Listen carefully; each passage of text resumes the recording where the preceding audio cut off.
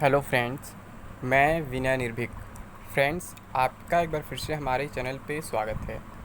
Friends, जैसा कि आप लोग जान रहे हैं कि 23 तारीख से आपका एनटीपीसी 7th फेज़ होना प्रस्तावित है, यानी कि प्रपोज्ड है। ठीक है, तो उसके अकॉर्डिंग आज लिंक आना चाहिए, लेकिन आज कितने बजे लिंक आएगा ये कहीं भी आरआरबी ने अभी तक मेंशन नहीं किया है। जबकि आप लोग जानते हैं कि हर एक फेज़ के नोटिस में आरआरबी एक दिन पहले मेंशन कर देता था कि आपका लिंक जो है 5 बजे आएगा या फिर 9 बजे आएगा। और आपको ये भी मालूम होगा कि जब लिंक का टाइमिंग देता था, मैं उससे पहले ही आपको बता देता था कि लिंक आपका पहले ही एक्टिव हो जाएगा, और पहले एक्टिव हो भी जाता था। बहुत से लोग टाइम का वेट करते थे, जितना बजे का है उतना बजे आएगा, बट ऐसा नहीं होता था। ठीक है, जब 5 बजे बोलता था तो लिंक 2 बजे देता था, जब 9 बजे बोलता था तो लिंक 6 बजे देता था।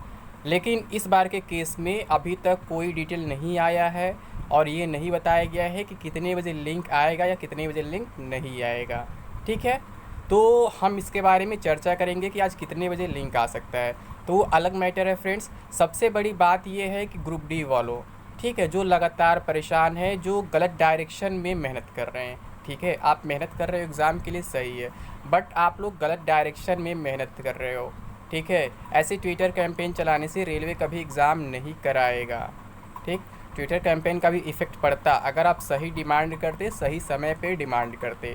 ठीक है, आप तो उनके कहने पे ट्विटर कैंपेन चला रहे हैं जो ये तक नहीं जानते हैं कि एसएससी के एग्ज़ाम्स में गैपिंग नहीं होता है। वो ये उम्मीद कर रहे थे कि जैसे एनटीपीसी के एग्ज़ाम में गैपिंग था बीच बीच में, वैसे एसएससी के एग्ज़ाम में भी गैपिंग रहेगा, और उसी के साथ साथ ग्रुप डी एग्ज़ाम भी हो जाएगा।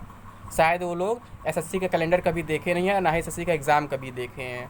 मैं कई बार आपको बता चुका हूँ फ्रेंड्स कि एसएससी के एग्ज़ाम में एक भी दिन का गैप नहीं होता है अगर कोई हॉलीडे ना हो तो, क्योंकि ऑलरेडी उसमें 25-30 लाख फॉर्म पड़े हुए होते फ्रेंड्स, और उन्हें 10 दिन में एग्ज़ाम कंप्लीट कराने होते हैं। बट कि रेलवे केस में ऐसा नहीं होता है। रेलवे केस में क्या होता है, 10-12 लाख का एग्ज़ाम कराना होता है, लगभग 15-20 दिन चलता है, तो उसमें वो लोग गैपिंग रख देते हैं।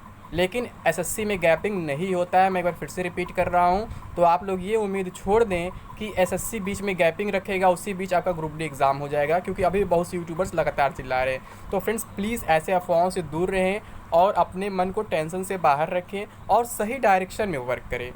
तो हम क्यों करें सही डायरेक्शन में वर्क, ठीक, अभी हम बताते हैं। और सबसे बड़ी बात ये है, CN02-2018 पिछली वैकेंसी वालों के लिए जो लगातार परेशान है कि वेटिंग कब क्लियर होगा, वेटिंग कब क्लियर होगा, फाइनल पैनल कब आएगा, मतलब बैलेंस पैनल कब आएगा, सबकी ज्वाइनिंग कब तक होगी, तो उनके लिए भी गुड न्यूज़ है। ठीक है, तो सबसे पहले आपको क्या करना होगा फ्रेंड्स, ताकि एग्ज़ाम जल्द से जल्द हो सके। सबसे पहले आपको सेल्फिश जो बने हुए हैं उस चीज़ को अपने अंदर से बाहर निकालना होगा, सेल्फिशनेस को बाहर निकालना होगा, और सबके लिए आपको खड़ा होना होगा। क्योंकि अगर आप सेल्फिश बनेंगे तो कभी भी आप लाइफ में सक्सेस नहीं हो पाएंगे। सिंपल सी बात यही है। आपको मालूम है कि अभी 4-5 लाख कैंडिडेट्स बिना किसी गलती के फंसे हुए हैं। ठीक है, वो भी 1-1.5 साल लगातार तैयारी किए, लेकिन जब एप्लीकेशन स्टेटस आया तो पता चला कि उनका फॉर्म रिजेक्ट कर दिया गया है। दोबारा जब कंप्लेन किए तो उसमें से कुछ लोगों का एक्सेप्ट हुआ 70-72 हज़ार, लेकिन फिर भी 4-4.5 लाख का फॉर्म एक्सेप्ट नहीं किया गया। ठीक, तो मजबूरन उन्हें कोर्ट जाना पड़ा। क्यों जाना पड़ा, आखिर उनको भी तो इस नौकरी से उम्मीद थी। ठीक है भी अभी, और उन्हें मौका मिलेगा, अभी कोई नहीं रोक सकता है, क्योंकि उनकी कहीं से भी गलती नहीं है। ठीक है, ये गलती रेलवे की है, रेलवे ने जानबूझ के गलती किया है ताकि एग्ज़ाम को लटकाया जा सके। लेकिन आप लोग सही रीज़न को नहीं समझ पाते हैं। आप लोग को केवल लगता है कि हम ही एक कैंडिडेट है, बाकी कोई कैंडिडेट नहीं है। अरे भाई, इतने फॉर्म पड़े हुए, 1,15,00,000 फॉर्म पड़े हुए हैं, आप सबके बारे में तो सोचिए, केवल अपने बारे में क्यों सोच रहे हैं। केवल आपके लिए अकेले रेलवे एग्ज़ाम नहीं कराएगा। जब रेलवे सभी तरफ से मतलब एक्टिव हो जाएगा, लगेगा कि हाँ उसे अब कराने लायक हो गया है, डेट मिल गया है, तो वो एग्ज़ाम ज़रूर कराएगा। लेकिन आप लोग केवल एग्ज़ाम डेट, कैलेंडर, ये पता नहीं क्या क्या डिमांड कर रहे हैं। रेलवे कैलेंडर जारी नहीं करता, मैं कई बार कह चुका हूँ, और ग्रुप डी एग्ज़ाम डेट भी अभी इतना आसान नहीं है। रीज़न यही है, आपको मालूम होगा रेलवे का एक नियम है कि जब तक पुरानी भर्ती कंप्लीट नहीं होती है तब तक नई भर्ती नहीं कराई जा सकती है। ठीक है, ये मैं कई बार बता चुका हूँ, न्यूज़पेपर वगैरह में भी बातें निकल चुके हैं, आपको मालूम होगा। ठीक है, पुरानी भर्ती कंप्लीट होने का मतलब क्या होता है, पुरानी भर्ती का बैलेंस पैनल यानी कि फाइनल पैनल। और फाइनल पैनल कब आता है, जब सबका ज्वाइनिंग हो जाता है सभी बोर्ड्स में, उसके 1-1.5 महीने बाद। तो अभी तक तो ज्वाइनिंग ही कंप्लीट नहीं हुआ है, तो बैलेंस पैनल की हम क्या बात करें, फाइनल पैनल की क्या बात करें। ठीक है फ्रेंड्स, तो पहला रीज़न आपका ये बैलेंस पैनल है। ठीक है, अब आप कहेंगे कि एग्ज़ाम हो सकता है, तो फ्रेंड्स हाँ ये बात सही है, रिटन एग्ज़ाम कराया जा सकता है बिना बैलेंस पैनल दिए, लेकिन आपकी ज्वाइनिंग नहीं हो पाएगी तो आप फिर परेशान होंगे। इसीलिए आप ऐसा काम करिए जिससे आपको ज़्यादा बार बार परेशान ना होना पड़े और आपके समय की बर्बादी ना हो। नहीं तो आप ऐसे ही छोटे छोटे मुद्दे के लिए ट्विटर कैंपेन चलाते रहेंगे और वो भी गलत डायरेक्शन में, जिनका कहीं से भी कोई मतलब नहीं निकलेगा। अगर आप चाहते ही हैं एग्ज़ाम जल्दी हो तो इसके लिए क्या करना होगा, आपको ये डिमांड करना होगा कि पहले पुरानी वैकेंसी को कंप्लीट किया जाए और मॉडिफिकेशन लिंक वाले कोर्ट केस को जल्द से जल्द निपटाया जाए और मॉडिफिकेशन लिंक दिया जाए। ठीक है, केवल आप ही एक नहीं पढ़ रहे, केवल आप ही एक तैयारी नहीं कर रहे हैं, तैयारी वो भी किए हुए हैं, पढ़े वो भी हुए हैं। ठीक है, तो आप उनके बारे में भी सोचिए। अगर आप उनके बारे में नहीं सोचेंगे तो फिर आप ही का एग्ज़ाम लटकेगा। तो आप ऐसे फालतू डिमांड करते रह जाएंगे, आरआरबी कैलेंडर दो, आरआरबी ये करो, आरआरबी वो करो। आरआरबी आपके घर का नहीं है कि आरआरबी सब जो मांगेंगे वो कर देगा। आरआरबी का एक रूल होता है। ठीक, तो सबसे बड़ी बात यही है कि आप पहले पुरानी भर्तियों के लिए डिमांड करिए, अगर ट्विटर पे आप डिमांड कर सकते हैं तो। और फिर एक कोर्ट केस वाला मामला जो नोटिफिकेशन लिंक है, यहाँ भी रेलवे जानबूझ के लटका रहा है, यहाँ एडवोकेट वगैरह गायब हो जा रहे हैं बार बार कोर्ट केस से। ठीक है, इसे लटक जा रहा है और यही दोनों जवाब जो है रेलवे के पास बन जाएंगे कि हम इन्हीं दो कारण से हम अपना नया एग्ज़ाम करा नहीं पा रहे हैं, क्योंकि रेलवे का रूल है पुरानी वैकेंसी जब तक कंप्लीट नहीं होगी तब तक हम नई नहीं कर सकते हैं। सिंपल सी बात है, नई की हम ज्वाइनिंग नहीं दे पाएंगे। ठीक, और फिर आपका जो कोर्ट केस चल रहा है इसके वजह से क्या है, भले अभी स्टे उस पर नहीं लगा हुआ है, लेकिन कोर्ट केस जब चल रहा है तो बिना कोर्ट केस कंप्लीट हुए वो कोई एग्ज़ाम भी नहीं करा पाएंगे, क्योंकि वो कैंडिडेट्स जेन्युइन हैं और जज ने साफ साफ बोल दिया कि हाँ कैंडिडेट्स की गलती नहीं है। अगर कोई भी फॉर्म रिजेक्ट होता है तो तत्काल होता है जब फॉर्म अप्लाई करते हैं तभी, और वैसे भी रिजेक्ट कैसे होगा फ्रेंड्स, जब उसी आरआरबी ने, उसी एजेंसी ने उसी फ़ोटो को एक्सेप्ट किया है, तो फिर उसी आरआरबी ने, उसी एजेंसी ने उसी फ़ोटो को कैसे दूसरे नोटिफिकेशन में रिजेक्ट कर दिया। तो आप खुद समझ सकते हैं कि रेलवे ने जानबूझ के गलती किया है। तो फ्रेंड्स प्लीज़ अगर आप कैंपेन चलाना चाहते हैं तो कभी भी आप लोग अचानक कैंपेन ना चलाए करें। कोई एक यूट्यूबर अचानक बोल देता है हम कल कैंपेन चलाएंगे, सब लोग हाँ में हाँ मिला देते हैं। अरे भाई ऐसे थोड़ी ना कोई काम होता है, हर एक चीज़ प्लानिंग के साथ होता है। जैसे रेलवे अपना कोई भी काम प्लानिंग से करता है, आप लोग को चिल्लाने से कोई काम नहीं कर देगा तत्काल, तो वैसे भी आपको प्लानिंग से काम करना होगा। अगर आप कुछ चाहते हैं तो सबसे पहले पुरानी भर्तियों को कंप्लीट कराने के लिए कैंपेन चलाएं और मॉडिफिकेशन लिंक के लिए कैंपेन चलाएं। ठीक, लेकिन यहाँ पे क्या हो रहा है, यहाँ पे यूट्यूबर्स क्या देख रहे हैं, कहाँ उनको फ़ायदा मिल रहा है, कहाँ उन्हें ज़्यादा व्यूज़ मिलेगा, कहाँ उन्हें ज़्यादा सब्सक्राइबर्स मिलेंगे।